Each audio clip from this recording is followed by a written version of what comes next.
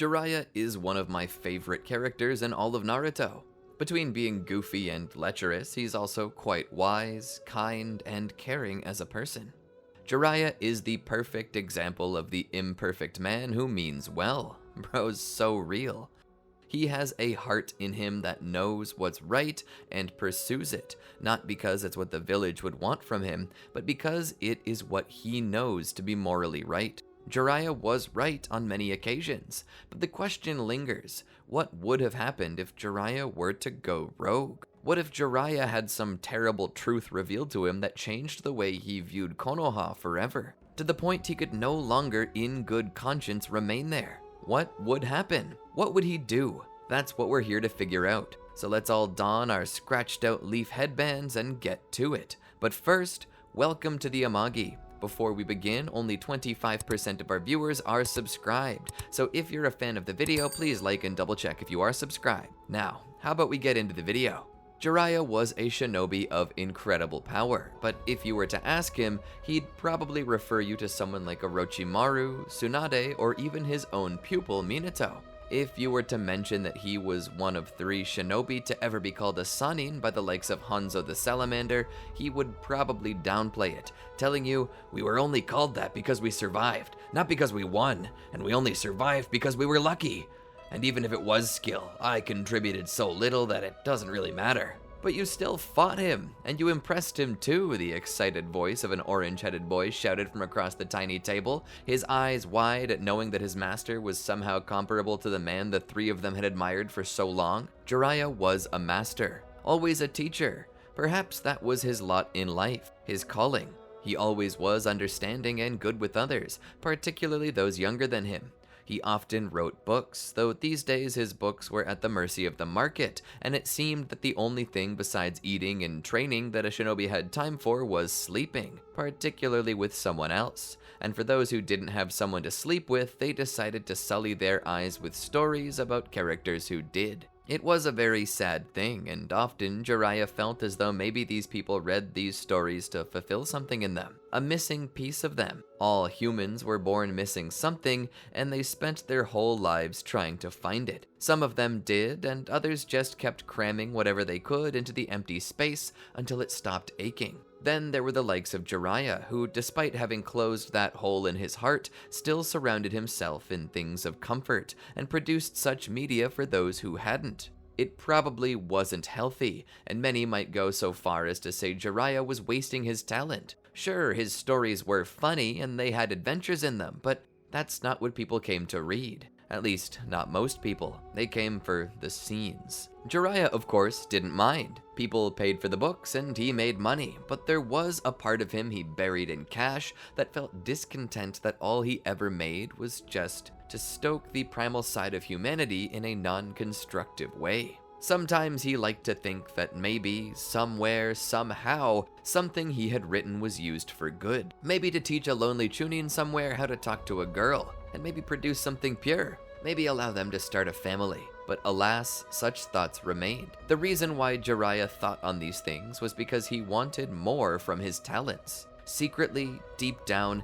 it wasn't enough to just tell a story about a guy with 4 lovers in some barn in the middle of a battlefield, some fantasy derived by the mind of a 16-year-old with a talent for words and an overabundance of paper. No, he wanted to contribute some way to society. Society didn't need help being degenerates. That's something they knew how to do all by themselves. A teacher needed to teach and instruct, to show the hard way that ran contrary to what people were born as, and to show them a path more fulfilling. All creatures had a nature in them, a primal nature, and humans were that fundamentally different creature, one with choice and with intelligence, free will. They could be whatever they wanted to be, even if that meant going against what their physical nature told them they were. And this was Jiraiya's own determination. He wrote these lemons for the sake of his bank account, but there was something else he wanted to do, and as he sat here speaking with Yahiko, Konan, and Nagato, he knew what he wanted, and what he could do were something right here in front of him. These 3 orphans, his old student Minato. Between the Eros-covered pages of filth he produced, he also produced minds that could see the world for what it was,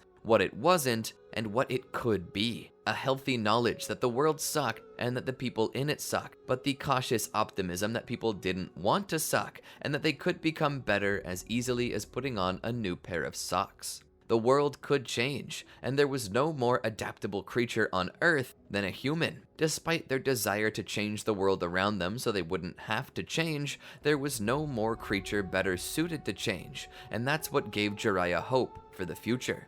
Jiraiya took the war, for example. Despite the war having gone on for so long, he saw the efforts of Hiruzen Sarutobi and the other leaders of Konoha doing their darndest to bring back peace to the world. And because of this, he knew that the world was going on in a correct direction. There was a desire to change from war to peace, from killing to healing. And so, now, the world was simply caught in the pains of change. But these wars were not the end result. The collective conscience of mankind was beginning to question the actions they were taking, and that left Jiraiya filled with hope. And now, as he finished training these three, he knew that it was time to move on, time to return to Konoha. "I was actually thinking about returning to the Hidden Leaf Village tomorrow," he said. The entire table went silent. "You're leaving us?" Yahiko asked. "I will never leave you," Jiraiya said, "but I must go on. Our hearts were connected once, and so long as you desire it, they will remain connected. But I have a duty and a responsibility to my village. Now I know that not just can you survive on your own,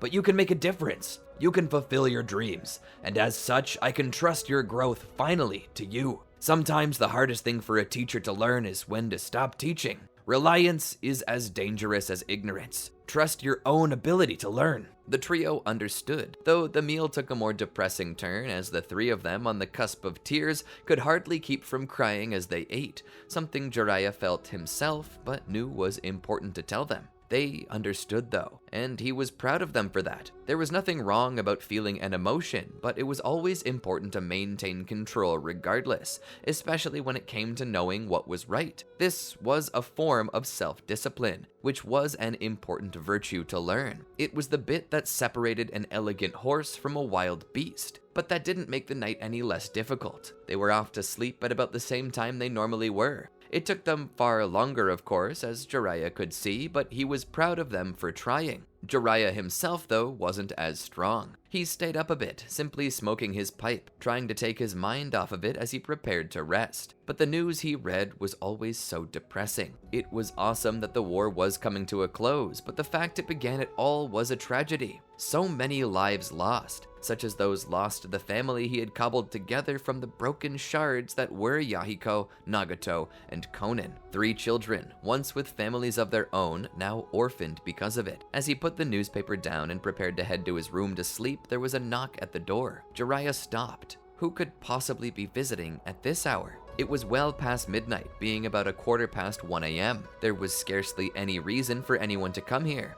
These children weren't important to anyone, not enough to take care of at least, so why would anyone be here to inquire something from them? No, it must have been about Jiraiya.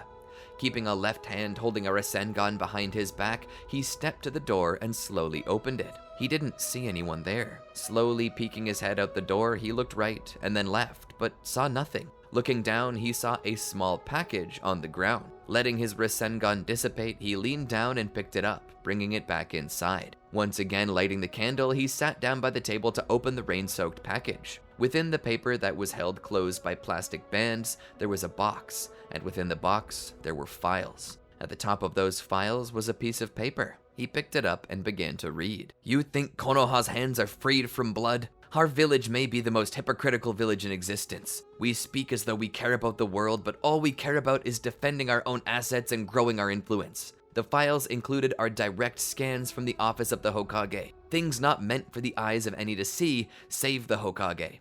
I feel as though it's important for you to know these things for the sake of the world, but beware. What you are about to read will change the way you view your village for the rest of your life." There was no signature. The package was already suspicious, but for something to be delivered to him like this without any return address or sender information made it all the more suspicious. He was already doubting the validity of these files, but for the benefit of the doubt, he decided to take a look. As he opened them and began to read, he was shocked and startled by the authenticity of these papers. They possessed Hiruzen's own personal signature, as well as the design of the seal of the Hokage. The files indicated that the Second Shinobi World War was never supposed to be a world war at all, but that it was escalated by Konoha. Undercover agents had been authorized to impersonate foreign military forces and perform false flag operations to increase tensions between nations. These false flag operations would see one nation being attacked by enemy shinobi, innocents killed, and small settlements wiped out by a rival village, only for that village to be blamed and claim that it was lies. Both villages would claim the other to be a liar and instigator,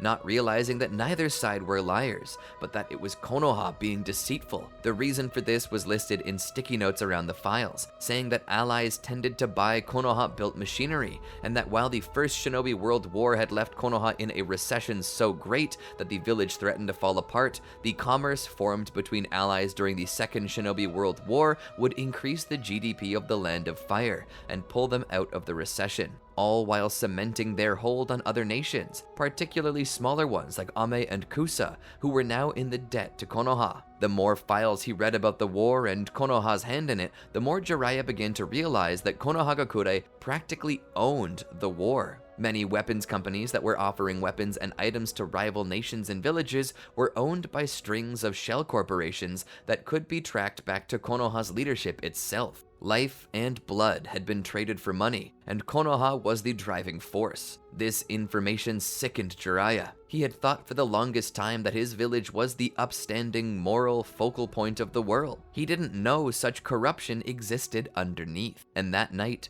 as he thought on these things, interesting questions popped up in his mind. What did it mean to be a shinobi? And what was his ninja way? He had been commissioned long ago by the great Toad Sage to make a prophecy come true, and that prophecy was to train the one who would bring peace to the world. And as he thought about Nagato and the Rinnegan he possessed, he began to wonder if this was the one that the great Toad Sage was referring to. He began to think about his plans for tomorrow, waking up, having breakfast with his students for the final time, and then going back to the village. The longer he thought about this, the more that he realized he didn't want to. How could he ever return to the village that had used him like that had used the world? He knew that the will of fire was that a shinobi should die for the good of the village. But what if the village was callously throwing away the lives of not only its citizens, but the citizens of other villages, for the sake of money? He couldn't handle it. He couldn't stand it any longer.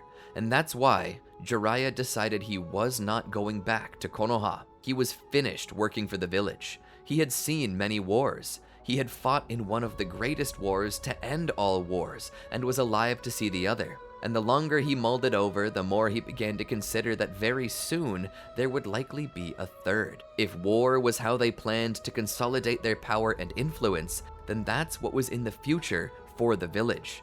But Jiraiya could not let it stand. That was when he remembered the dreams of Yahiko, Konan, and Nagato, to become great shinobi and bring peace to the world like Hanzo. Hanzo had a sway on people, making them believe he sought peace. And now that he knew that Konoha had been pushing them into war, he began to wonder if maybe it were true. That was when Jiraiya made his decision. He was going to stay in Ame with the orphans and continue teaching them, so that one day maybe they might fulfill their destiny and end the wars plaguing the villages. The next day, as they sat at breakfast, everyone seemed down in the dumps, Jiraiya included. But that was for other reasons. As they ate, Nagato spoke. Even if I know I have to let you go now, and even if we're still gonna be together in spirit, I'm still gonna miss you, Jiraiya-sensei. Jiraiya looked over. Miss me? Oh yeah, I told you I was leaving today, didn't I? The three nodded. Jiraiya continued. Well, I'm not, he said. The three opened their eyes wide at that information. You're not? Jiraiya shook his head. Nah. The three of them began to jump for joy, drawing a smile from Jiraiya as he poured himself another cup of coffee. The three then sat back down. But why are you staying? I thought you had to get back to the Hidden Leaf Village, Konan asked. That changed. Jiraiya told them about the package he got and the letter attached to it. The files showed me a darkness within my own village that I didn't wish to see. I didn't know it was there. And now that I see it, I can't unsee it, you know? I was always supposed to train those who would bring peace. That was what the Toad Sage told me. How can I do that if I live in a village that's warmongering? One file even indicated that there's plans to start a third one soon. Well, we need to stop it then, Yahiko said. Jiraiya looked up with confusion and then stuttered. That's an idea, but we can't exactly stand up against the village itself. They would crush us. We may be a team, but we're still only 4 people, and even then I'm not even certain that I'd want to fight the village of my birth, even if it's for its betterment. I love it, and I don't think I can do such a thing. Yahiko sat there silently for a moment. Who said we had to fight the village, he said. Jiraiya looked at him questioningly. Yahiko continued. You taught us that there were alternatives to fighting sometime, and when we could avoid bloodshed to do so. That's what we've built our entire philosophy on, Jiraiya-sensei. We can't allow your village to plunge entire nations into war for its own benefit, but maybe we can do so without fighting, he said. What do you suppose then? Jiraiya asked. Well, what if we leak the information? We gotta be careful with that. Someone close to the Hokage sent us this info, and they could be in danger if we just spread what they were showing. Besides, if it's just scans, even though they're hard to fake, they can be faked, and a part of me needs to be sure this is all true before we release it. Well, that's fine, Yahiko said. If the information exists, then we know to look for it, and thanks to these files, we know how to find it. Once we get them from the Hokage's office itself, we can just publish them in a newspaper and inform the village. As soon as the people of the village are informed of the corruption within, things can begin to change. Even if the people are weak, they're numerous, and they still have power. Jiraiya nodded. Then maybe we should try that. Yahiko stood. Master, we're starting a movement today. This has been the dream of we 3 orphans since the day we lost our parents. To see the dawn break on a world that could be so much better than the one we saw the night before. And we aren't going to be the only ones, Jiraiya-sensei. I don't know about that one, Yahiko, Jiraiya said. No, listen, Master. Someone sent you that file. Someone out there disagrees with warmongering. That's an ally. And if we build up our group with allies, we'll have our own army. An army of peacekeepers. An army of peace bringers. How do we know that the person who sent us this has the intention to stop warmongering and isn't themselves a warmonger hoping to weaken Konoha for their own gain? Yahiko thought about it silently. Then Nagato spoke up. We don't, but that doesn't mean they didn't send this to us. Men of war can become men of peace, just as much as the opposite is correct. For now, let's not focus on who they are, but what they've done, and how it will help us. We could be playing into a trap, Jiraiya said. It's possible, Conan said, but at the same time, we're dreamers. We're people who fight for peace, and peace requires the one thing no nation is willing to give to another, trust. How can we ask anyone to trust us if we can't trust them? Jiraiya couldn't believe that these children were teaching him something now. He smiled. You kids impress me every day. Yahiko smiled. And so we'll have to have our own group. A bunch of outlaws who fight for peace. Hope is on the horizon. We'll be called the Akatsuki, because a new day is rising. Nagato and Conan, in their excitement, agreed. Jiraiya shook his head with a chuckle. All right, the Akatsuki, a good name. And thus the Akatsuki was born, a group of shinobi who sought peace instead of war. If creation was counter to the human desire to destroy, good would still win out, because it was good. Love was good.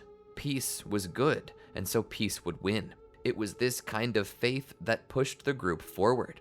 The 4 of them found themselves wearing outfits tailor-made to them, something Conan had been working on during her time training, using what Jiraiya could only call the most garish of fabrics, contrasted by the crimson-red clouds cutting through the darkness. The outfits were offensive to the eyes, and Nagato was among those who thought so, but Yahiko was so excited by it, and Conan was so happy with his excitement, that neither Nagato nor Jiraiya had the ability to tell them no. And so, with their new cloaks upon their shoulders, the group made their way in the direction of Konoha.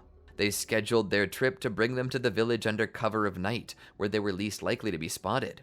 There, they rented a room in an inn where they would stay for the duration of their mission. As Jiraiya looked out over the village, he spoke. We're gonna need more allies in this. Support systems. People who can help us bring the information to light and get us out before we're arrested. The 4 of them began to make their way through the streets. Jiraiya was a little bit embarrassed by it, as the people who were still on the street couldn't help but stare at them. We look like a bunch of Joshinists, Jiraiya said. I think we look stylish, Yahiko said. I must admit, the dark cloak with blood clouds on it does look culty, Nagato said. Perhaps we should have gone a little more inconspicuous, Conan said. Sorry, she apologized. Don't apologize, Conan, Jiraiya said. Your beautiful cloaks are perfect. I just don't know if it was wise to wear something so striking. They made it to a door and began to knock.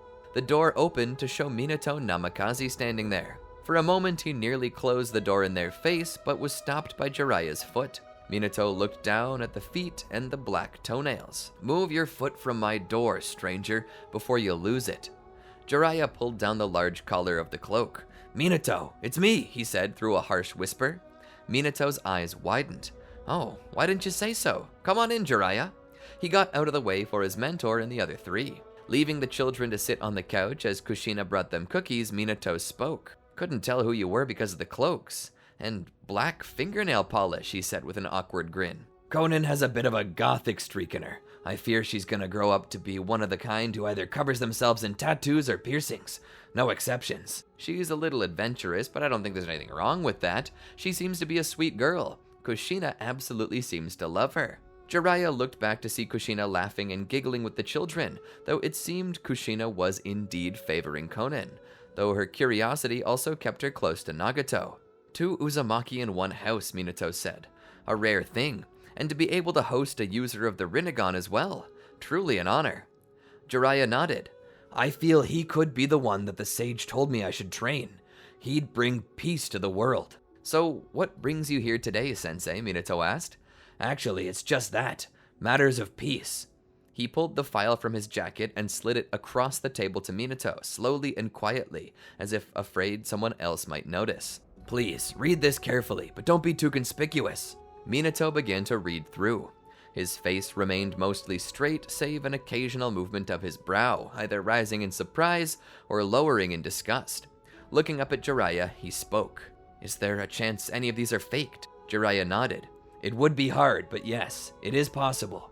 Such a thing could be faked, but the chances that this is real are very high. Then why not reveal this information? Minato asked. I can't reveal it, because doing so would put at risk whoever sent this to me privately. Minato understood. So then, what is it that you're planning to do, and how can I help?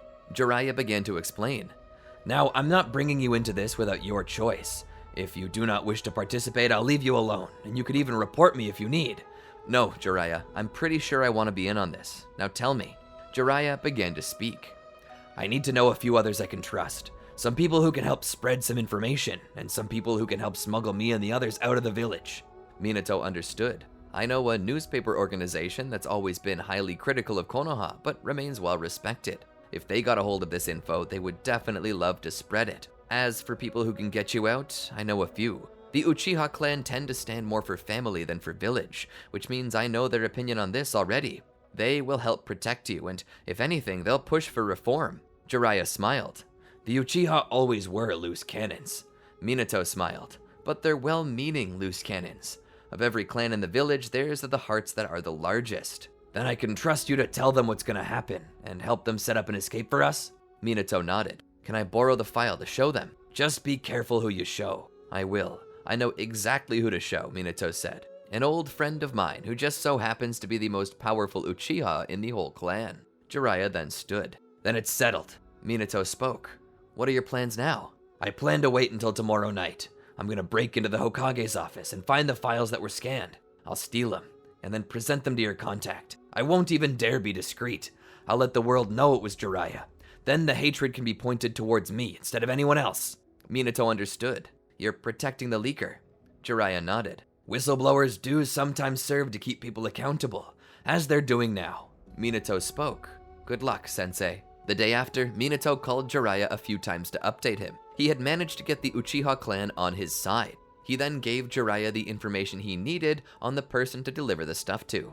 And as the night wore on, Jiraiya waited outside of the Hokage's office with Yahiko, Konan, and Nagato. Jiraiya gave them each an earpiece. He then spoke. Nagato, I need you to stay outside. Your Rinnegan are powerful. If you see anything out of the ordinary, anyone incoming, you let me know. Nagato nodded. The three then began to make their way into the Hokage's office.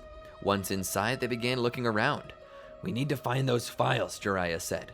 Opening up a door, he found a room with a large set of file cabinets that contained the most recent files of the past few years.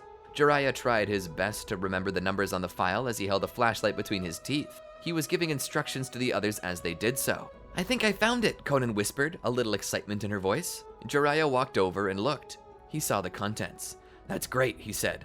He began looking through the file drawer that she was looking into and found the rest of the documents. This is everything. We need to get out. At that time, Nagato spoke. Someone's coming. Hide. Jiraiya, still holding the files, jumped from the floor to the ceiling and stuck with his chakra. Conan and Yahiko did the same. It was at about that time that Jiraiya realized that they forgot to close the file cabinet. Shoot, Jiraiya said. But before he could go down to fix it, the door opened. It was Hiruzen. As he walked into the room holding files, he began to put them away. What's he doing here so late? Jiraiya questioned. He should be at home right now. Jiraiya watched as Hiruzen noticed the file drawer still open. Yahiko and Conan were terrified as the look on their faces showed. Jiraiya touched his fingers to his lips to shush them. They watched as Hiruzen approached the file cabinet. He looked in at its contents, or should I say lack thereof, and let out a sigh. We're busted, Yahiko whispered. But to their surprise, Hiruzen simply closed the cabinet and walked back out of the room, turning the light back off. Jiraiya was shocked at this. There was a chance for him to call the guards, but he didn't. Why? The three of them dropped down and stepped to the door. Jiraiya peeked out and saw that there was nobody nearby. We need to get out, he said. So they ran to the nearby window from which they had originally come through and went. Once out, he began to locate Nagato and the three of them escaped. There was no ruckus, no commotion, and no investigation as far as they could tell. Jiraiya would, the next day, head to the offices of the journalist that Minato had mentioned and would explain the situation. He would then show the journalist the files. From there, he would do a short interview with the journalist, explaining his ideals. I didn't do this because I hate my village. No, I've fought for my village for decades. For as long as I can remember, I've in some way either been or trained to be a shinobi. I fought through the Second Great Ninja War and saw all the blood and death, and I knew that this was not what Konoha should be. I believed in a Konoha beyond the war. A Konoha that brings the villages together, that brings the nations together.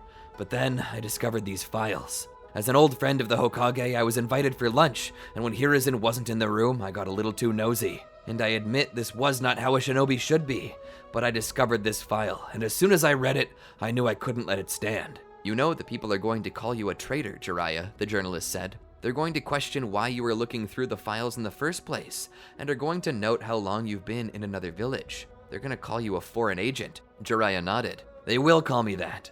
They'll call me a lot of other things as well, I'm sure. If I cared about my reputation, I wouldn't be here now. Some will call me a sellsword, but my sword remains unsold to any village, including my own. I fight for peace and justice in a world made free, and I will fight against any nation that threatens that, including Konoha if need be. Here's to hoping such a thing never occurs, though. And from that, the interview was over. The news came out the very next day in an exclusive issue of the Konoha Times that had one article containing Jiraiya's excerpt, with the rest of the pages dedicated to the files and an expert's translation of them into more basic terms for the public to digest. The uproar was immediate. It seemed as though Konoha might crack, and as Jiraiya saw this, fearing a civil war, Yahiko apologized. I'm sorry, Jiraiya-sensei. I never knew it would get this bad. Jiraiya pat his back. It's okay, Yahiko. Konoha needed this.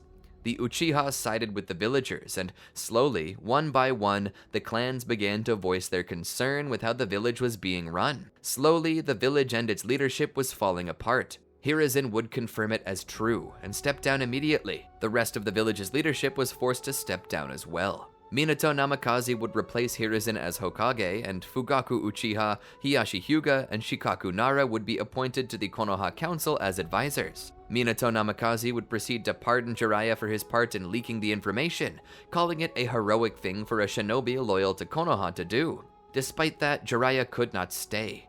There were many who loved him, and many who hated him. He was divisive among the people, and because of that, they thought it best to stay out of Konoha for a time. Returning to their home in Amagakure, they rested. As they sat there during the evening, it was a rare moment where the skies had parted and the setting sun could be seen. As they watched the sun set on an old day, the mentor and his 3 students knew that their job was far from over. Peace still wasn't realized. With the information having broken, many villages were considering retribution against Konoha in some way for breaking their trust. The world was slowly building in unrest, and it was now up to the Akatsuki to put out those fires as they appeared. But despite the heaviness that sat in their hearts, a smile crossed their lips. The day was ending, and with it, a cycle was ending with an era. But tomorrow, a new day would dawn and the world would know peace. And that's the end of the story. Well, I mean, technically it is. It's left open for more stories if you all enjoyed this video enough. But you know what that means. You gotta click that like button and absolutely blow away that comment section. You must all embrace your inner Spammy the Hedgehogs and show us that you really want this video series to continue. And share the video around too, if you really want to put your backs into it. And even if you just want to do the average amount of work to help get this series get a sequel, then make sure you're subscribed and have that bell rung. Sometimes YouTube unsubscribes people. I don't know if it's a bug or something else, but just make sure you're still subscribed. And with that, my Amagites, I bid you adieu. But before I leave, take a look at these other videos. I'm sure you'll love them. Until next time, peace out.